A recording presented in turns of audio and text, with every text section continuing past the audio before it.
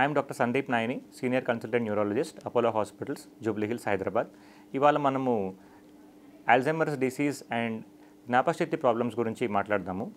So జ్ఞాపకశక్తి problem అనేది జనరల్గా వయసు పైబడిన వాళ్ళకి వస్తూ ఉంటుంది.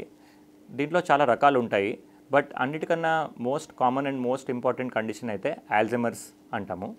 సో ఈ డిమెన్షియా అనే కండిషన్లో మతిమరుపు వస్తూ ఉంటుంది.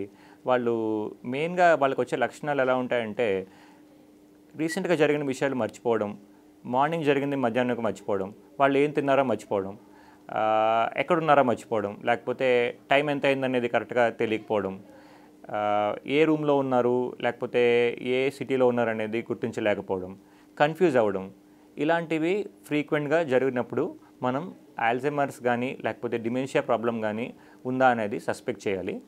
ఏజ్తో పాటు కొంత మెమరీ ప్రాబ్లం అనేది అందరికీ వస్తూ ఉంటుంది.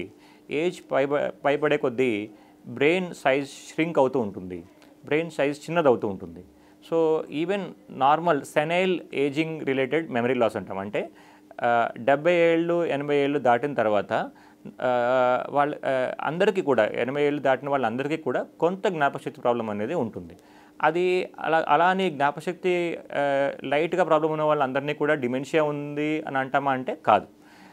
డిమెన్షియా అనేది ఎప్పుడు దీన్ని డిమెన్షియా అంటాము అంటే, ఆ మెమరీ ప్రాబ్లమ్స్ ఏవైతే ఉన్నాయో వాళ్ళ డైలీ జీవన శైలిని ఎఫెక్ట్ చేస్తున్నాయి అంటే, డైలీ లివింగ్ని ఎఫెక్ట్ చేస్తున్నాయి అంటే వాళ్ళు చేసుకునే పనులు, రోజు చేసుకునే పనులు like cooking, bathing, wearing clothes, లేకపోతే బయటకు వెళ్ళి షాపింగ్ చేసి ఏమైనా కొనుక్కుని రావడం, గ్రాసరీస్ కొనుక్కుని రావడం, రొటీన్గా చేయగలిగే సింపుల్ యాక్టివిటీస్ని వాళ్ళు మెమరీ ప్రాబ్లమ్స్ వల్ల చేయలేకపోతున్నారు అంటే, అప్పుడు మనం ఇది డిమెన్షియా అయ్యే ఛాన్సెస్ ఉన్నాయా అనేది సస్పెక్ట్ చేయాలి. సో డిమెన్షియాలో మనకి చాలా రకాల డిమెన్షియాస్ ఉన్నాయి. సో డిమెన్షియా ఎందుకు వస్తుంది అంటే, కొన్ని ఏమీ కారణం లేకుండా ఏజ్ వల్ల వచ్చే డిమెన్షియాస్ ఉంటాయి, లైక్ అల్జైమర్స్ డిమెన్షియా. సో అన్నిటికన్నా common dementia is Alzheimer's dementia. ఇది అల్జైమర్స్ అనేది ఏజ్ పైబడ్డ వాళ్ళకి వస్తూ ఉంటుంది. More common in those who are 80+ అనమాట. మోర్ దెన్ 80 years ఏజ్ ఉన్న వాళ్ళకి అల్జైమర్స్ డిమెన్షియా కామన్గా వస్తూ ఉంటుంది. దీనికి ఏమీ కారణం ఉండకపోవచ్చు, బట్ యూజువల్ రిస్క్ ఫ్యాక్టర్స్ అంటే ఏజ్తో పాటు షుగర్ ఉన్నా, బీపీ ఉన్నా, ఎక్సర్సైజ్ సరిగ్గా చేయకపోయినా, మెంటల్గా యాక్టివ్ లేకపోవడం వల్ల, అంటే రెగ్యులర్గా కాన్స్టెంట్గా మెంటల్గా యాక్టివ్గా ఉండకపోవడం వల్ల, సోషల్ కనెక్షన్ సరిగ్గా లేకపోవడం వల్ల, ఎప్పుడూ ఐసోలేటెడ్గా ఉండడం వల్ల, ఇలా ఉన్న వాళ్ళకి అల్జైమర్స్ లక్షణాలు వచ్చే ఛాన్సెస్ ఎక్కువ కనిపిస్తూ ఉంటాయి. సో అల్జైమర్స్ వచ్చినప్పుడు దాన్ని మనం న్యూరాలజిస్ట్ డీటెయిల్డ్ మెమరీ టెస్టింగ్ చేయడం ద్వారా ఇది అల్జైమర్స్ అని కన్ఫర్మ్ చేస్తారు. దానికి కన్ఫర్మ్ చేయడంతో పాటు దీనికి వేరే కారణం ఏమన్నా ఉందా అని చూడడం కోసం బ్రెయిన్ స్కాన్, సిటీ స్కాన్ లేదా ఎంఆర్ఐ స్కాన్ చేయడం, అండ్ కొన్ని బ్లడ్ టెస్ట్ చేయడం. కొన్నిసార్లు కొన్ని ట్రీటబుల్ కండిషన్స్ వల్ల, మనం చికిత్స ఉన్న కండిషన్స్ వల్ల, అంటే విటమిన్ డెఫిషియన్సీస్ వల్ల, థైరాయిడ్ ప్రాబ్లం వల్ల, ఇలాంటి ప్రాబ్లమ్స్ వల్ల కూడా మెమరీ ప్రాబ్లమ్స్ రావచ్చు. సో ఫస్ట్ ఏమైనా వేరే కారణం ఉందా అని చూడడానికి కొన్ని బ్లడ్ టెస్ట్ అవి కూడా చేసి చూస్తాము. అండ్ అవి రూల్ అవుట్ చేసుకున్న తర్వాత మనం అల్జైమర్స్కి కొన్ని మందులు ఉన్నాయి. అల్జైమర్స్కి పూర్తిగా చికిత్స లేదు కానీ, పూర్తిగా క్యూర్ లేదు కానీ, కొంతవరకు జ్ఞాపకశక్తి మెరుగవడానికి మందులు ఉన్నాయి. సో ఆ మందులు ఇవ్వడం ద్వారా వాళ్ళ లైఫ్ స్టైల్ని కానీ, వాళ్ళ డైలీ లివింగ్ని కానీ కొంతవరకు మనం హెల్ప్ చేయడానికి వీలుంటుంది. సో అల్జైమర్స్ కాకుండా డిమెన్షియాకి వేరే కారణాలు ఏమైనా ఉన్నాయి అంటే, కొన్ని వేరే కారణాల వల్ల కూడా డిమెన్షియా రావచ్చు. లైక్ రికరెంట్ బ్రెయిన్ స్ట్రోక్, మళ్ళీ బ్రెయిన్ స్ట్రోక్ రావడం వల్ల కూడా వాస్కులర్ డిమెన్షియా అనే వేరే కండిషన్ వల్ల కూడా ఈ మతిమరుపు ప్రాబ్లం రావచ్చు.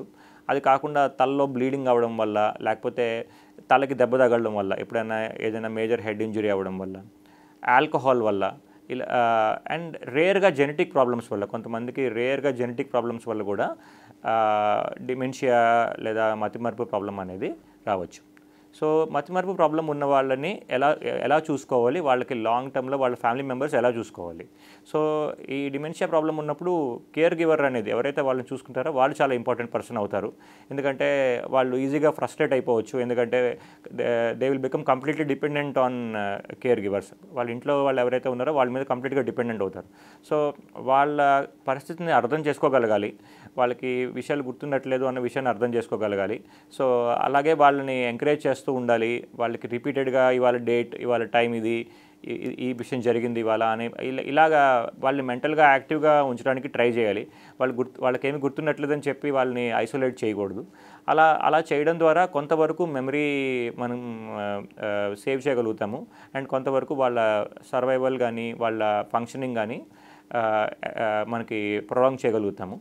అట్ ద సేమ్ టైం వాళ్ళకి మంచి డైట్ ఇవ్వాలి. హెల్దీ ఫుడ్, వెజిటబుల్స్, మనకి fruits, nuts and like healthy balance diet ఇవ్వడం అనేది చాలా ఇంపార్టెంట్.